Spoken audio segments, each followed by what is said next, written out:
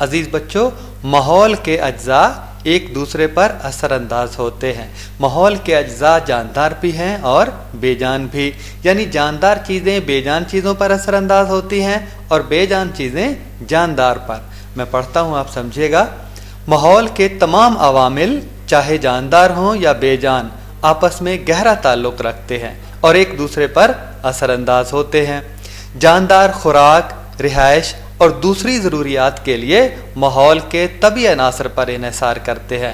ان کی زندگی کا ہوا، پانی اور موسمی حالات پر دار و مدار ہوتا ہے، یعنی جاندار جو ہیں وہ رہائش، مٹی اثر انداز ہوتی ہے ان کے اوپر، ہوا اثر انداز ہوتی ہے، درجہ حرارت اثر انداز ہوتا ہے، صفائی ستھرائی اثر انداز ہوتی ہے، اور اسی طرح جاندار جو ہے وہ بے جان عوامل پر اثر انداز ہوتے ہیں۔ گندگی جانداروں کی وجہ سے پھیلتی ہے، گوبر کی وجہ سے پھیلتی ہے، تو جاندار چیزیں بے جان پر اور بے جان چیزیں جانداروں پر اثر انداز ہوتی ہے۔ کوئی آپ سے پوچھے کہ ماحول کے طبعی عوامل کون سے ہیں تو آپ بتائیں گے ہوا، پانی، موسمی حالات وغیرہ جو پیچھے پڑھائے ہیں۔ پیارے بچوں، جانداروں میں باہمی ربط بھی ہوتا ہے، جانداروں میں آپس میں بھی باہمی ربط ہوتا ہے اور جاندار اور بے جان چیزوں میں بھی باہمی ربط ہوتا ہے۔ ان سب کے ملنے سے، ان سب کے رابطہ کرنے سے، زندہ رہنے سے مل جل کر ماحول بنتا ہے۔ تو میں پڑھتا ہوں، جانداروں میں بھی باہمی ربط ہوتا ہے اور وہ ایک دوسرے کی زندگی کو متاثر بھی کرتے ہیں۔ ان کے اسی ربط کے نتیجے میں ایک مربوط ماحولیاتی نظام وجود میں آتا ہے۔ مربوط کا مطلب ہوتا ہے ایسا نظام جس میں اس کے عناصر جاندار آپس میں باہمی ربط رکھتے ہیں، میل ملاپ رکھتے ہیں، جاندار بے جان آپس میں باہمی ربط رکھتے ہیں، میل ملاپ رکھتے ہیں، تو ایسے نظام کو مربوط ماحولیاتی نظام کہتے ہیں۔ پیارے بچوں، ماحول کی دو اقسام ہوتی ہیں بنیادی طور پر۔ پہلی قدرتی ماحول اور دوسرا انسانی ساختہ ماحول۔ قدرتی ماحول جو قدرت نے، فطرت نے ہمارے لیے بنایا ہے، اور انسانی ساختہ جو اس انسان نے بنایا ہے، مصنوعی ماحول جسے کہتے ہیں۔ عزیز بچوں، پہلی قسم ہے قدرتی ماحول، نیچرل انوائرمنٹ، ایسا ماحول جو قدرت نے ہمارے لیے فراہم کیا ہے۔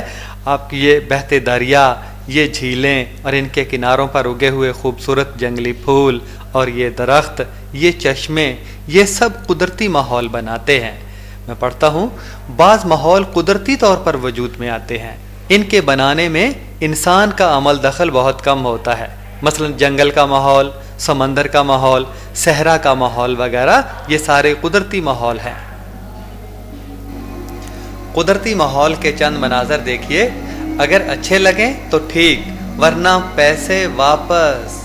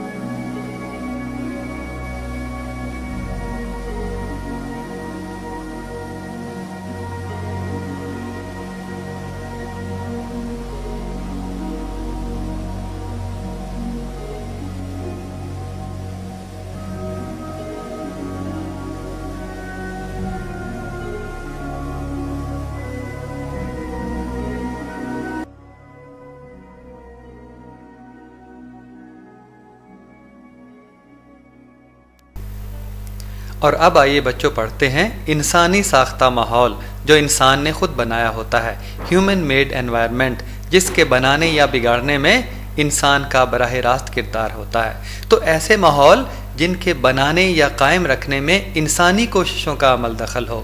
مثلا دیہات کا یا شہر کا ماحول، دیہات کا ماحول لیجئے یا شہر کا ماحول، لوگوں نے گھر خود بنائے ہوئے ہوتے ہیں، وہاں سارا کھانے پینے کا، چلنے پھرنے کا، کاروبار کا انتظام خود کیا ہوا ہوتا ہے، تو یہ خود ساختہ یا انسانی ساختہ ماحول کہلاتا ہے۔ اسی طرح زرعی ماحول ہے، ماہی گھر، ایکویریم یا مچھلی گھر، چھوٹے چھوٹے مچھلی گھر لوگوں نے گھروں میں بنائے ہوئے ہوتے ہیں، تو یہ انسانی ساختہ ماحول کہلاتا ہے۔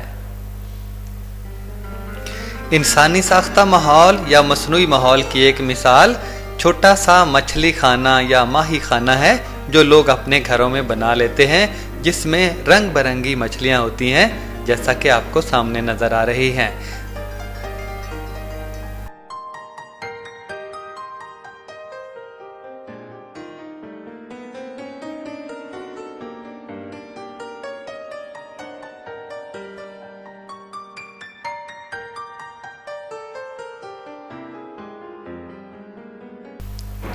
پیارے بچوں، ہم نے دو قسم کے ماحول پہلے پڑھے، قدرتی ماحول اور انسانی ساختہ ماحول۔ قدرتی ماحول کے پھر دو حصے ہیں، خشکی کا ماحول لینڈ انوائرمنٹ اور آبی ماحول یعنی پانی کا ماحول ایکویٹک انوائرمنٹ۔ آگے ان کی تفصیل پڑھتے ہیں۔ بچوں، خشکی کے ماحول کو پھر دو حصوں میں تقسیم کرتے ہیں، ایک میدانی ماحول انوائرمنٹ آف پلین اور دوسرا پہاڑی ماحول، پہاڑ کا ماحول ماؤنٹین انوائرمنٹ۔ آئیے ان کی آگے تفصیل پڑھتے ہیں۔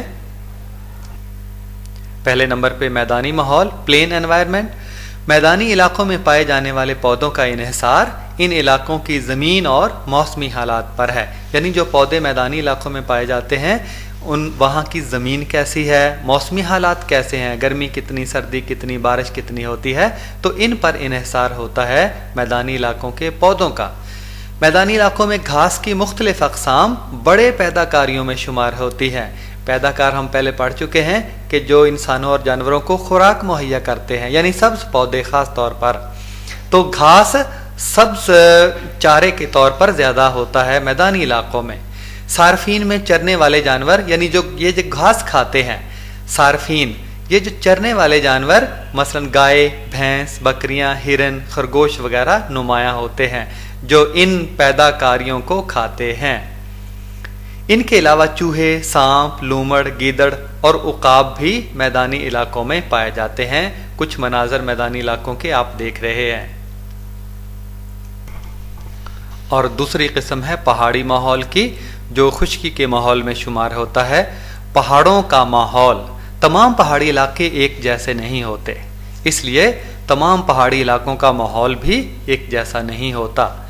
جن پہاڑی علاقوں میں بارش زیادہ ہو وہاں درجہ حرارت کم اور وہاں مخروطی پتوں والے مخروطی پودوں کے جنگلات ہوتے ہیں، کونیفرز، جن کے پتے کون کی شکل کے ہوتے ہیں، مخروطی شکل کے، وہ پودے زیادہ ہوتے ہیں، جبکہ گرم اور خشک پہاڑوں پر زیادہ تر خاردار جھاڑیاں اگتی ہیں۔ آپ آزاد کشمیر، مری وغیرہ گئے ہوں تو وہاں مخروطی پتوں والے پودے، جن کو پھل بھی سامنے کی شکل میں نظر آ رہے ہیں، دیودار ہے، چیڑ ہے، پڑتل ہے، اس طرح کے پودے ہوتے ہیں۔ کچھ پہاڑی علاقوں میں بارش زیادہ ہوتی ہے اور درجہ حرارت کم ہوتا ہے، مثلا پاکستان میں مری، کاغان، کشمیر اور شمالی علاقوں کے پہاڑ، یہاں پر بارش زیادہ ہوتی ہے اور گرمی کم ہوتی ہے۔ ان پہاڑوں پر مخروطیوں کے جنگلات پائے جاتے ہیں۔